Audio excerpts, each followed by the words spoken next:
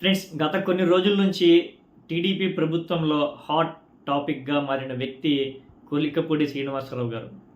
కొలికపూడి శ్రీనివాసరావు గారు చేస్తున్న వ్యవహారంతో, ఆయన చేస్తున్న కామెంట్స్తో ఇప్పుడు కొలికపూడి శ్రీనివాసరావు గారు టీడీపీకి, సిబిఎన్ గారికి పెద్ద తలనొప్పిగా మారారు. అసలు కొలికపూడి శ్రీనివాసరావు గారు చేసిన తప్పేంటి అంటే ప్రభుత్వాన్ని విమర్శించడం కాదు, ప్రభుత్వం చేస్తున్న తప్పులను చూపించడమే ఆయన చేసిన తప్పు. ఒకసారి కొలికపూడి శ్రీనివాసరావు గారు ప్రభుత్వం మీద ఏం కామెంట్ చేశారో ఈ షార్ట్ క్లిప్స్లో చూడండి. జగన్మోహన్ రెడ్డి కన్నా మంచి పరిపాలన అందించమని జనం మనకు ఓట్లేశారు. రోజు జగన్ తిట్టమని ఓట్లేదు, రోజు జగన్ తిట్టమని ఓట్లేదు. రోడ్ అన్న, ఇది మెయిన్ రోడ్. తిరువూరులో ఎంటర్ అయ్యేటప్పుడు ఇది మెయిన్ రోడ్. ఇటువైపు ఇక్కడ రోడ్డు మీద నిలబడండి. ఈ పక్కన వైన్ షాప్, ఈ పక్కన ఇంజనీరింగ్ కాలేజ్ గేట్ ఎదురుగా వైన్ షాప్, వాహిని ఇంజనీరింగ్ కాలేజ్. రెండోది బస్ స్టాండ్ లో గేట్ ఎదురుగా వైన్ షాప్. అర్ధరాత్రి వరకు మహిళలు తిరుగుతూ ఉంటారు. తర్వాత ఇంకొక చోట రెసిడెన్షియల్ ఏరియాలో వైన్ షాప్. మీరు గ్రామాల్లో చూడండి, వైన్ షాపులు ఊరు బయట ఉంటున్నాయి. అర్బన్ ఏరియాకి వచ్చేసరికి ఎక్కడ పడితే అక్కడ పెడుతున్నారు. గత ప్రభుత్వాలు ఎక్కడ ఉన్నాయని నేను తెలుసుకున్నా. గత ప్రభుత్వంలో ఊరు బయట హైవే మీద ఉన్నాయని చెప్పారు.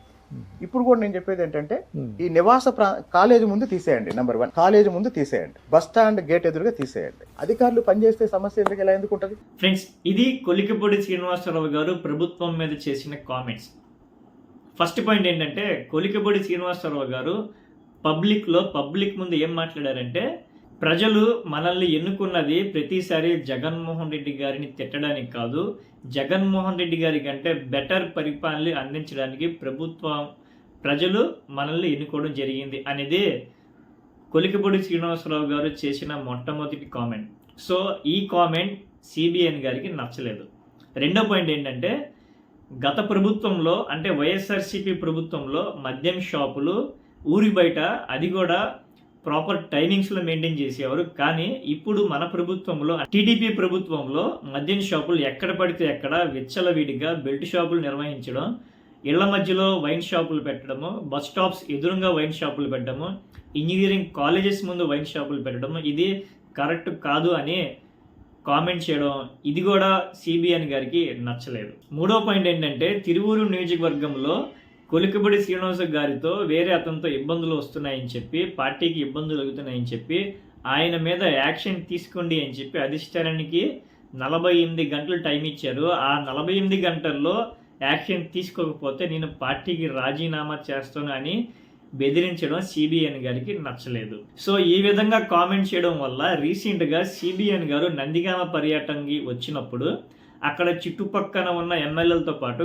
కొలికపూడి శ్రీనివాసరావు గారు కూడా సిబిఎన్ గారిని విష్ చేద్దామని చెప్పి అక్కడికి వెళ్ళడం జరిగింది. అయితే అక్కడ సిబిఎన్ గారు ఇతర ఎమ్మెల్యేలని కలిశారు, భుజం తట్టారు. కానీ కొలికపూడి శ్రీనివాసరావు గారిని భుజం తట్టడం పక్కన పెట్టండి, కనీసం ఆయన వైపు చూడలేదు.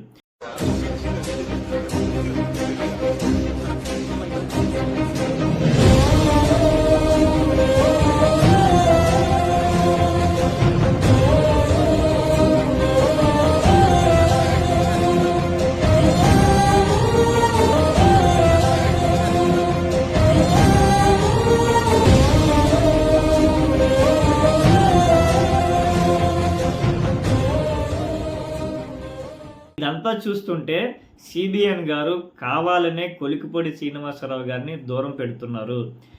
కొలికపూడి శ్రీనివాసరావు గారిని ఇంకా టీడీపీలో ఎటువంటి ప్రాధాన్యత ఇవ్వకూడదు అని చెప్పి సిబిఎన్ గారు నిర్ణయించుకున్నారు అని చెప్పి క్లియర్గా సంకేతాలు వస్తున్నాయి.